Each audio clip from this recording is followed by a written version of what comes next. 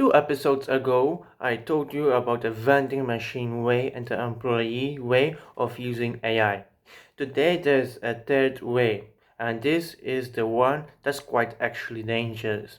Because sometimes AI freedom doesn't give you just a bad answer. It gives you a confident, detailed, complete wrong way of answer. One that looks real enough to act on.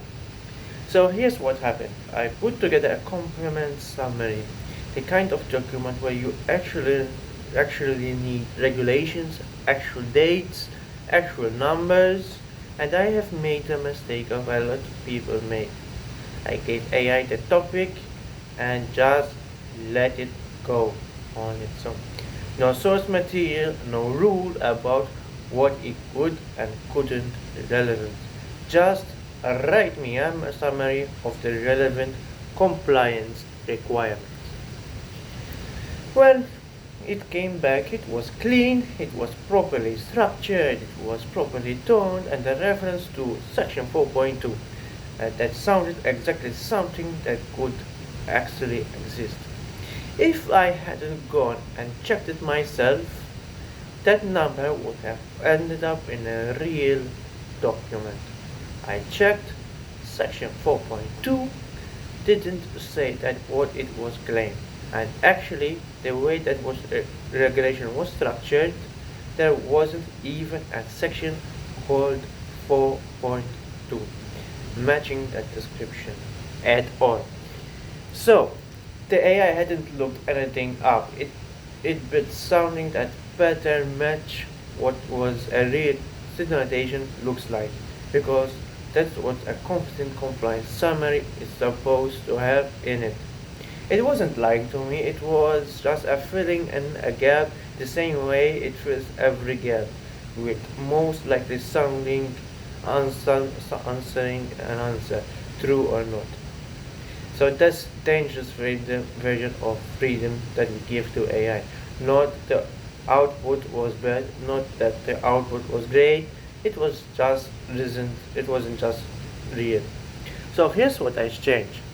Second try, I gave it one rule, only reference that was in actual source document I uploaded. And if something isn't there, say so and don't fill it in.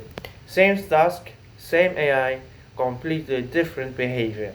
When it hit a section it didn't have the information for, it told me straight. The uploaded document doesn't specify this and you need to confirm it separately.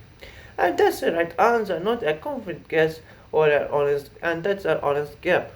One instruction, cite only actually there, and flag what it isn't. That's the entire difference between a tool that helps you and one that quietly hands you a liability. Reference that to 4.2 that was sounded so real. Not a language, that's a default. Every time you ask AI to fill in specifics without giving it something real to pull from. So here's what I use now for anything with real stakes attached. Numbers, dates, citations, anything that costs you if it's wrong. Never let AI generate a specific fact from memory. Only let it reference what you actually gave it. And tell it explicitly that I don't know is a fine and good answer. Think about the employee model that I told you about 2 episodes ago. This is the reckless version of that employee. Someone who sounds right, sounds confident, and was never told it's okay to say, I do not know. You shouldn't want a person doing that on your team either. So the same rule applies over here as well. So if you are using AI for anything with real consequences, this is the actual habit that actually matters. Constrain it to the real sources and tell it to flag it out when it says it doesn't know something. That I don't know is also a rule that is allowed in for the answer. Prevents almost every version of this problem. This is exactly the kind of guardrail I built into every system inside the academy, not just how to prompt something or how to make sure what comes back is actually true. Links below. Next time, what happens when you chain a few AI steps together and when mistakes stack up fast if you don't have to catch them early? See you in the next one.